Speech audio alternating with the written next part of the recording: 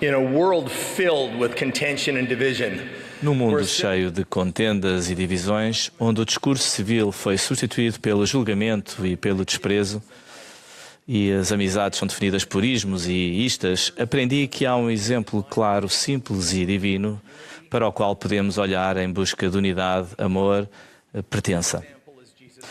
Esse exemplo é Jesus Cristo. Testifico que Ele é o grande unificador.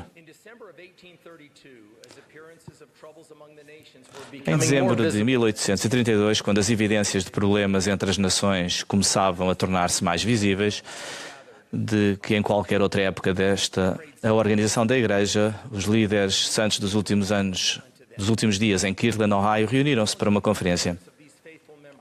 Eles oraram separadamente em voz alta para que o Senhor lhes revelasse a sua vontade. Em reconhecimento às suas orações, estes membros fiéis, durante momentos de grande dificuldade, o Senhor consolou-os, dirigindo-se aos santos 3 vezes, com 2 palavras poderosas: meus amigos.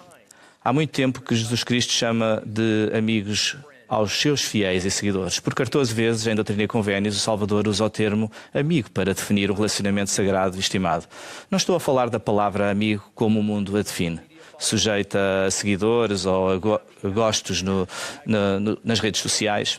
Não pode ser indicada num hashtag, nem com um número no Instagram ou no X.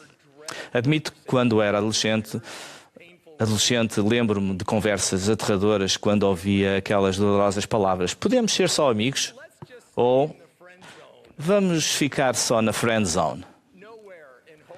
Em nenhuma parte dos escritos sagrados o ouvimos dizer: vós sois apenas meus amigos. Em vez disso, ele ensinou que ninguém tem maior amor do que este, de dar alguém a sua vida pelos seus amigos. E sois aqueles que o Pai me deu. Sois meus amigos. O significado é claro. O Salvador conta com cada um de nós e cuida de nós. Este cuidado não é trivial ou insignificante. Pelo contrário, é exaltante, edificante e eterno. Vejo a declaração do Salvador: sois meus amigos, como um toque de clarim para construir relacionamentos mais elevados e santos entre todos os filhos de Deus, para que sejamos um. Fazemos isto quando nos juntamos em busca de oportunidades de nos unirmos e de obter um sentimento de pertença para todos. O Salvador demonstrou isto maravilhosamente no seu apelo: vem e segue-me. Ele usou os dons e os atributos individuais de um grupo diversificado de seguidores para chamar seus apóstolos. Chamou pescadores, zelotas, irmãos conhecidos pelas suas personalidades estrondosas e até um cobrador de impostos. A sua crença no Salvador e o desejo de se aproximarem dele uniu-os. Eles olharam para ele, viram Deus através dele e, deixando logo as redes, seguiram-no. Também vi como a construção de relacionamentos mais elevados e santos nos une. Eu e a minha esposa Jennifer tivemos a bênção de criar os nossos 5 filhos na cidade de Nova York. Naquela movimentada metrópole, formámos relacionamentos preciosos e sagrados com vizinhos, amigos da escola, colegas de trabalho, líderes religiosos e outros santos. Em maio de 2020, numa altura em que o mundo se debatia com a propagação de uma pandemia global, os membros da Comissão de Líderes Religiosos da cidade de Nova Iorque reuniram-se virtualmente numa reunião convocada abruptamente. Não havia agenda, não havia convidados especiais, apenas um pedido para nos reunirmos e discutirmos os desafios que estávamos a enfrentar enquanto líderes religiosos. O Centro de Controlo de Doenças tinha acabado de informar que a nossa cidade era o epicentro da pandemia da Covid-19 nos Estados Unidos. Isto significava que não iam haver mais reuniões. Acabaram-se as reuniões. Para estes líderes religiosos, a eliminação do ministério pessoal, da reunião congregacional e da adoração semanal foi um golpe devastador. O nosso pequeno grupo, que incluía um cardeal, reverendos, rabinos, imãs, pastores, ministros e um elder, ouviu-se, confrontou-se e apoiou-se mutuamente. Em vez de nos concentrarmos nas nossas diferenças, vimos o que tínhamos em comum. Falámos da possibilidade e depois de probabilidades. Reunimos e respondemos a perguntas acerca da fé e do futuro. E depois oramos. Oh, como oramos! Numa cidade ricamente diversificada, repleta de complexidade e de culturas divergentes, vimos as nossas diferenças dissipar-se à medida que nos juntámos como amigos, com uma só voz, um só objetivo e uma só oração. Já não olhávamos uns para os outros como em lados opostos da mesa, mas sim juntos e voltados para o céu. Saíamos de cada reunião subsequente mais unidos e prontos para agarrar as nossas ferramentas e pôr a mão à obra. A colaboração que daí resultou e o serviço prestado a milhares de nova-iorquinos ensinaram-me que num mundo que apela à divisão, à distância e ao descomprometimento, há sempre muito mais que nos unem do que nos separam. Jesus proclamou: sede um, se não sois um, não sois meus. Irmãos e irmãs, devemos parar de procurar motivos para nos dividirmos e buscarmos oportunidades para sermos um. Ele abençoou-nos com dons e atributos únicos que nos convidam a aprender uns com os outros e a crescer individualmente. Disse muitas vezes aos meus estudantes universitários que se eu fizer o que tu fazes e tu fizeres o que eu faço, não precisamos um do outro. Mas como não fazes o que eu faço e eu não faço o que tu fazes, precisamos um do outro. E essa necessidade é que nos une. Dividir para conquistar é o plano do adversário para destruir amizades, famílias e a fé. É o Salvador, aquele que une. Uma das bênçãos prometidas de nos tornarmos um é um forte sentimento de pertença. O elder Quentin L. Cook ensinou que a essência da verdadeira pertença é ser um com Cristo.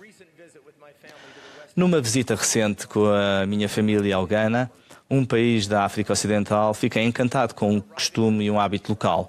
Ao chegarmos a uma igreja ou a uma casa, éramos recebidos com as palavras: são bem-vindos. Quando a comida era servida, o anfitrião anunciava: são convidados. Estas simples saudações eram feitas com o propósito e intencionalidade.